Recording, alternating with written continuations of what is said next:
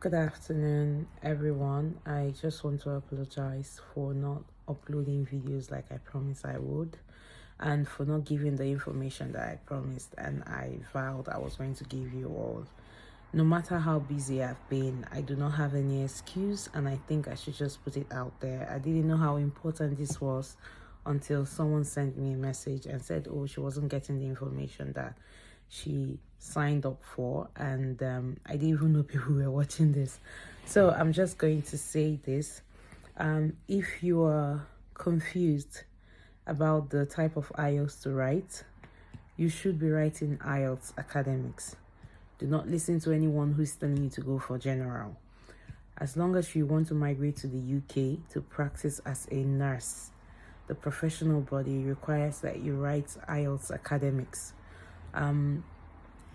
We are so lucky now, because before, when I came, you would have to, even if you write the IELTS academics, the standard one, you still be required to write the UKVI for your immigration. But luckily for all of us, last year during the COVID, the Home Office reverted that rule, and they said they would be accepting the standard IELTS academics for nurses, healthcare professionals who are migrating to the UK.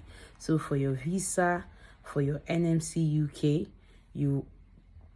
the standard IELTS academics will go. So if you're confused about how to go about it, it's very simple. There are two bodies that are responsible for that. You've got the British Council, and then you've also got IDP. To explain this, let me use the WAEC we used to write back then in secondary school as an example. You know, you had GCE and you had the usual WAEC you write May, June in your secondary schools.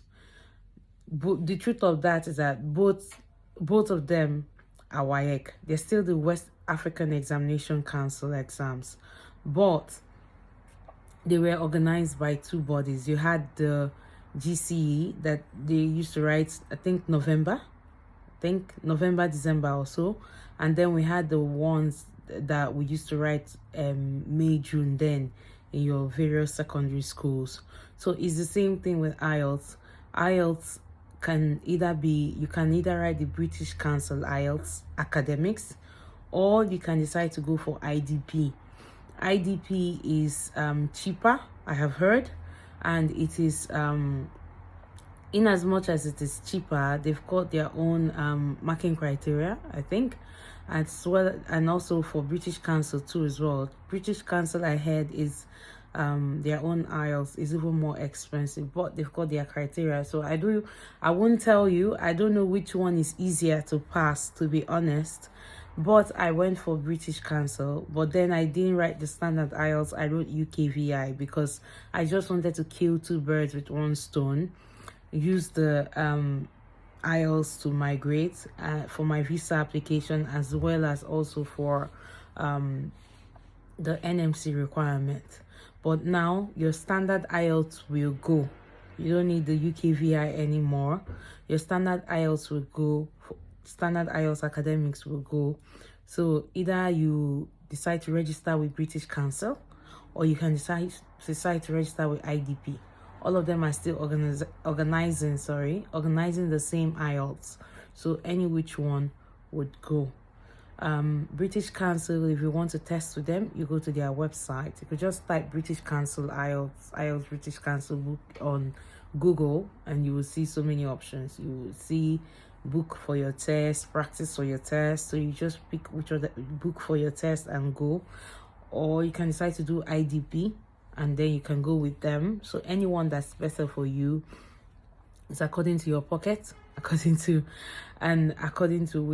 which one you prefer. But any which ways, as long as you're writing IELTS academics, that is fine. You can even still decide to write UKVI, but that's you, because UKVI is only organized by British Council, and it is even the most expensive of them all. Back then in 2019, I wrote it for I paid 97,000 naira to take that test, and then with the whole exchange rate, I wonder how much it is now. But it's not really necessary to spend all that money. You can just do the standard IELTS and you'll be fine. Academics, you've got IELTS academics and you've got IELTS general. If you want to migrate to work as a nurse in the UK, you must write academics. Okay, I hope this answers all your questions, and thank you very much, and see you next time. And don't forget to type your questions in the comment section, and I will be very glad to answer it. If I can't, I would give you the resources and link you to the resources that can answer your questions. And do have a lovely day. Thank you.